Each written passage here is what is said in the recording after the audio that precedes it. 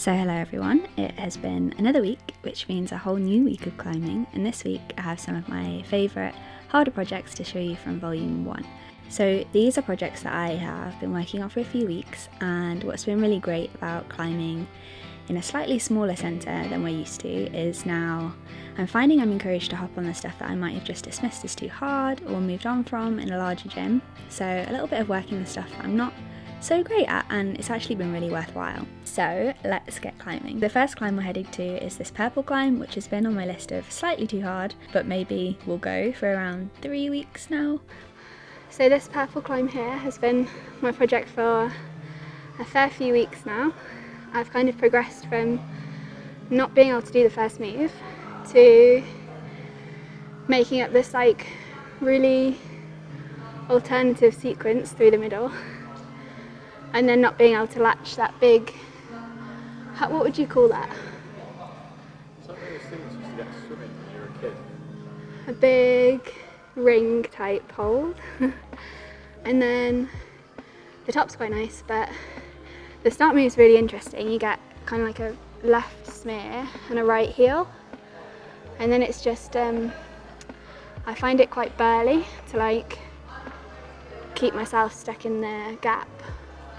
So I've like cooked up this weird beater through the middle where I think I'm using a toe, but it's working for me, so I'm going to stick with it. But I think it adds like quite a few moves in unnecessarily. Well, not unnecessarily because it's getting me up the climb, but I'm unsure if it's set that way. So in this attempt you can see me starting with that right left toe smear and right heel, and you can almost kind of get a foot lock between the wall and the hold there. Rather than pulling up on the hold, I ended up pulling out and to the right in this strange Gaston style shoulder move. A little bit of a shin shave, but that's alright. You can see that I'm using the start hold as a kind of intermediate to establish a little height before going for the same beater again, because I think that I can make this work. I opt to go for what I think is a foothold for your left foot higher up, but I wanted to see if I could use it as a crimp. I think there's definitely a trick as well to where you put your foot on here.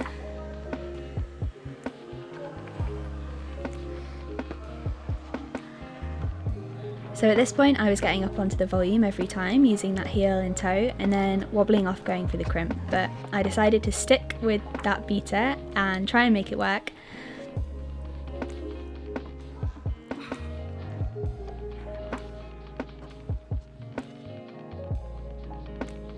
The same shoulder move, and then you can see that I'm playing around with a tuck around the volume to try and find my balance to go for the next hold.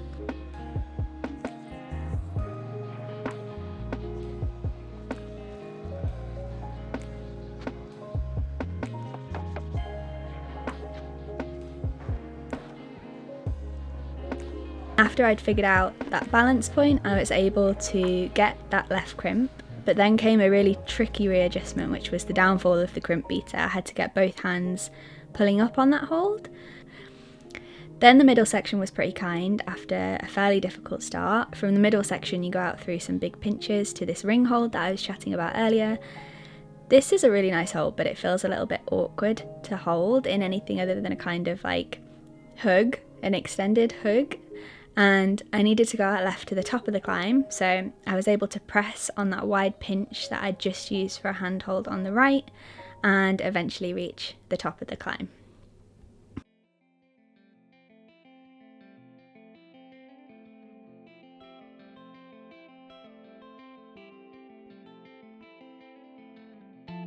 So this is my Pentagon problem. I've never climbed a Pentagon at volume 1 before, so this would be my first one. They get 6C+ to 7A+, and I think this is probably towards the lower end of the scale, just because I'm like able to do a couple of moves on it. So yeah, I'm quite excited for it. It's quite, what is it? The start is really shoulder intensive, then you move through the middle on some quite nice holds, and then there's one move in the middle which is like the crux for me, which is going up to a slot that you have to be quite precise to.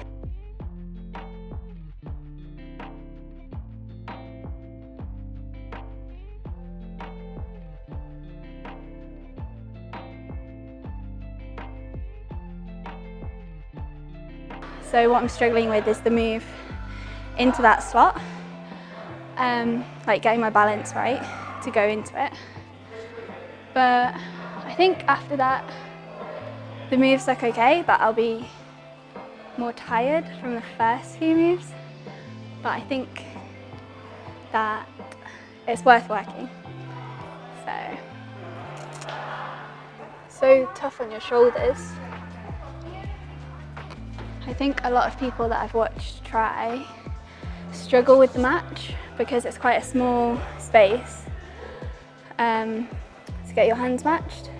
I actually don't mind the match so much, it's the going up into it, like almost locking off on my right or left arm, one of my arms, and then actually staying like stable enough to keep holding onto it. But I think I've got the first like moves, that sequence pretty dialed in. Just need to like keep some energy for that top move and like keep my composure. But I think that it could go, maybe. You end up taking that thin rectangular hold with your left hand so that you can bring your right hand in to match, swapping those feet and bridging across to a similar sloped hold to the lower right. Then a match to make my way up, but I suppose you could just bump. But then you get a kind of layback on this higher hold, and then I'm at what became the crux point for me, building my feet and bunching up into that gap by the volume there in a way that felt stable enough for me to go up to the next slot.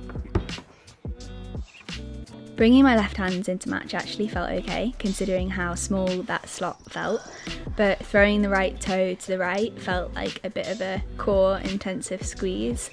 The penultimate crimp is actually really positive, but there's something about the way your feet are balanced behind you that threw me off a little, and it took me a little while to feel confident enough to go for that last hold. I then decided to start working the middle section in isolation, which is something I do fairly often if I think that I'm close to a project, as I felt I had the beginning moves down and I wanted to try and conserve some energy for my real send attempt. So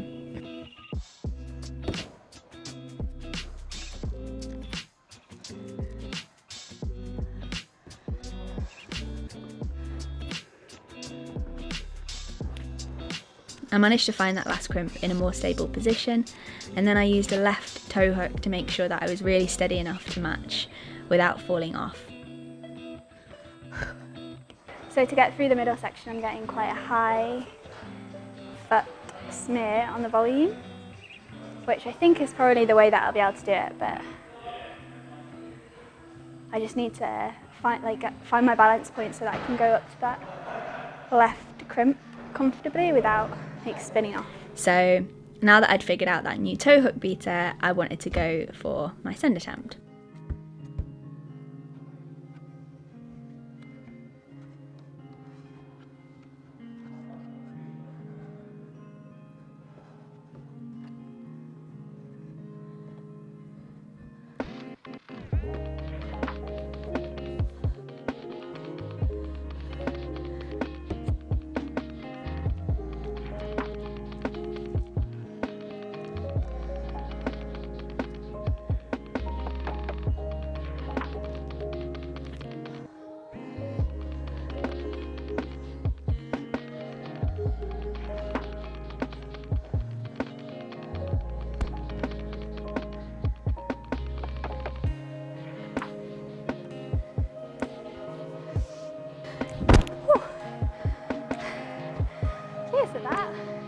So that's my first Pentagon. So I'm so out of breath. So this third project is a pretty straightforward climb up these half moon shaped purple segments and crimps. It starts on a circular hold outright and a side pull to the left.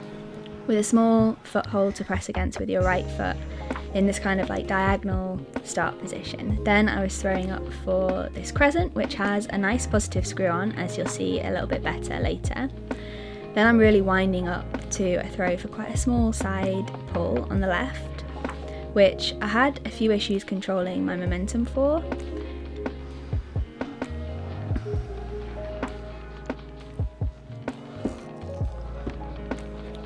So here's that crescent with the foot screw on, which gives you a little bit of a nicer idea of what I'm pulling on for that big move.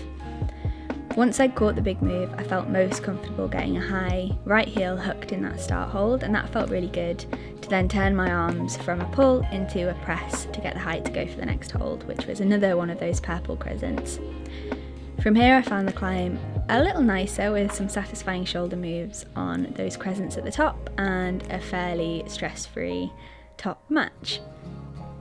So I really hope that you enjoyed these 3 problems from volume 1. I have a couple more in my sights and I hope to be able to talk you through those in the next couple of weeks if I can get up them, and a whole new comp wall reset to chat you through when I figure out which of my projects is most likely to go on the comp wall.